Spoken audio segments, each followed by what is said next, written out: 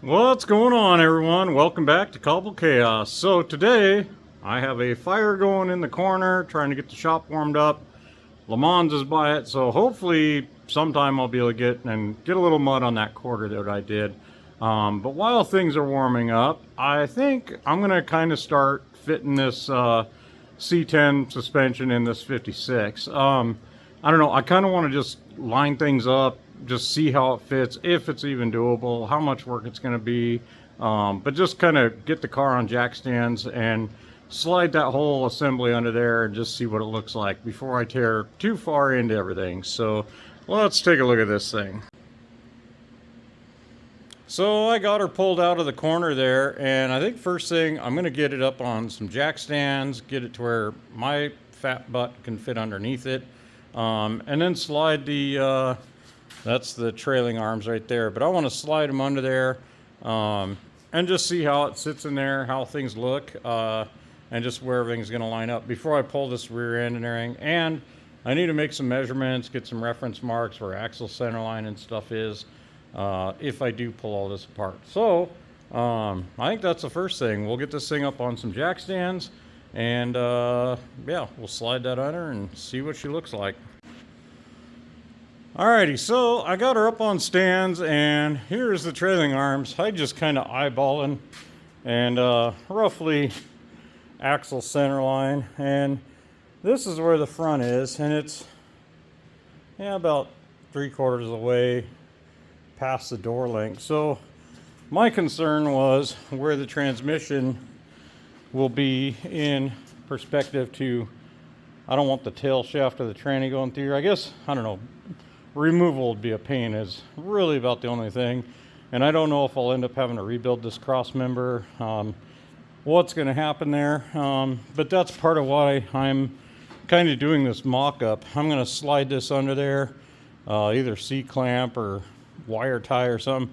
These arms up on the existing rear end, if they'll go. I don't know. They might be right where the U-bolts and leaves and everything are in there. But I just kind of want to get an idea. And then just kind of raise this up into the frame, see how it fits in the frame, and if I got to remake this or what I'm going to end up doing. So yeah, let's slide this in and see what we got. Alrighty, well, it is in here and I'm liking it. So let's see. I kind of just tied the arms up roughly where they go. They're far from being where they need to be. But yeah, that's kind of gives me where it's going to sit in relation to transmission and everything. So if we go up here, so generally the tail of the transmission would be, I don't know, somewhere in here roughly. And this cross member from here, that's way back here. So it's going to sit right about at the back of where the seats are. So I got plenty of room for drive line and stuff to go through. The tail of the transmission, no shift linkage or anything's going to get in the way. And then as we go under here, it looks like it's going to fit, just slide right up in the frame. One issue, which isn't really a big deal, is I've got a body mount right here, but if I take that out, this cross member can become that body mount real easily. So I don't think that'll be a problem. All this e-brake assembly, I need to get that out of the way. And then this thing can raise up, but it's like, I think it's the exact same width as this frame. It looks like it's literally raise it up in place, and you can pretty much weld this in and gusset it up, of course. But yeah, I got to remove the body mounts, and I think that's really about it. The e-brake body mounts, and I don't know, I'll trim some of this other junk out of the way, but this should be kind of an easy thing to do, knock on wood. So but yeah, and once that's up, I mean, these will be tucked up under the car a ways. But yeah, so that's the bottom of the cross member there, so all that'll be up in the frame. These are up above the bottom of that, so everything will be tucked up nice. And the cool thing with these trailing arms is they're super lightweight, and they twist. They're almost built-in torsion bars or sway bars. I mean, they still flex and move all over. This thing's pretty kind of flimsy in a way, but they do handle horsepower, and they do kind of actually help in handling. So the biggest downfall I know on like C10s and stuff when they used them, their rear Panhard bar was always short. It usually just went right to the other side of the pumpkin, and when I do this, I'll run it. It's going to be as long. It's going to go all the way to the almost the back of the backing plate, and you got to keep it about as parallel as you can for your ride height. So, but with this, I can do coilovers, I can do airbags, I can do just coil springs. There's several options. So, yeah, but I think I'm going to remove some of this other stuff out of the way and get this set up in there a little bit more and just kind of see what we got. There is a pile of goodies I cut out of this thing. So I just wanted to get the bulk of this out of the way. Again, just right now we're just fitting things up. We haven't really measured. We haven't done anything. It's just kind of eyeballing. But I am finding a couple of issues with this setup. So let me show you what's going on. So first things first, it definitely doesn't want to go up in to the old transmission tunnel there. So I would like it to get, you know, have plenty of driveline loop in there and stuff. I don't mind where the links are, but in this cross member, it's a little fatter than the frame. It hangs down a bit, and it is a bit narrower. It's pretty close to the top, but the bottom's a little narrower. So what I'm kind of thinking, I think I'm going to build a cross member for this, and I don't know, I'm torn between 4-link and this, but again, I want to use these trailing arms. I don't know what it is about me, but it's old school, and I think I can make this work. And I think basically this frame looks like it's about 3-inch, so I think a 2x3 cross member, a couple new tabs. I can give it a nice profile up in where the drive line's going to go. Do it just, I don't know, I've got a tubing bender. I might be able to just make a nice tube drive line hole for it. I don't know, but I'm going to use this. I'm going to continue on, but I think this old cross member is probably going to go in a dumpster. So yeah, I just like it to fit a lot tighter and better. So again, this is out of a truck. This definitely isn't a truck. And yeah, this is probably going to be more work than doing like a basic 4-link. But again, this is kind of more, this is my cobbled chaos. So I kind of think this will be cool when it's all done. It'll be a little different, and I think it's going to work out in the end. So I was hoping this was going to be a bit of an easier swap. I don't know, that cross member, it's just a little bit off for what I want to do. And I could modify the floor and stuff, which I might end up still doing later on. I don't know, but I don't know. The 4-link, everybody's running 4-link, and I don't know, I've got some stuff, I could probably do it and everything, but I just like this old school stuff. So yes, it's going to be some work, but I don't know, right or wrong, I'll probably be one of the few people that actually have this type of setup. So I'm just curious. I know the old C10 trucks, I had a little short bed. It was a 1960, had torsion bar front, trailing arm rear and everything, and that truck handled like a race car. I mean, the harder you pushed it in the corners, the better it liked it. So I don't know, I'm going to try this, and I don't see that it's going to be an out-and-out fail, and it's definitely going to be different. But I think if I can build a cross member out of that, I just got to figure out the angles of what my arms are going to go, make a couple of tabs for it to go on there.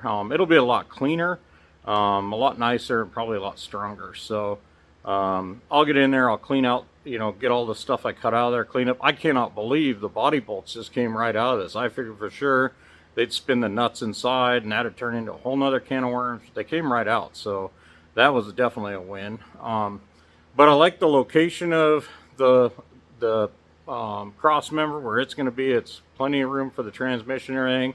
I like the length of the trailing arms and stuff. I just like the whole package. So anyway, right or wrong, I'm going to do it. I'm going to dig through my steel, see what I have, see if I got enough stuff to build a cross member and everything. And yeah, just kind of do a little more climbing around under there. So yeah, for now, I'm glad that I did do this. And I mean, there's a lot of stuff, a lot of hours goes into this stuff of just looking and mocking up and laying on the floor and just staring at things, and all of a sudden things click, you know. And yeah, until you do something like this, it's you don't really know. It works in your head when you're laying in bed at night, but sometimes the real world is different. So anyway, I'm gonna dig through my steel and see what I have.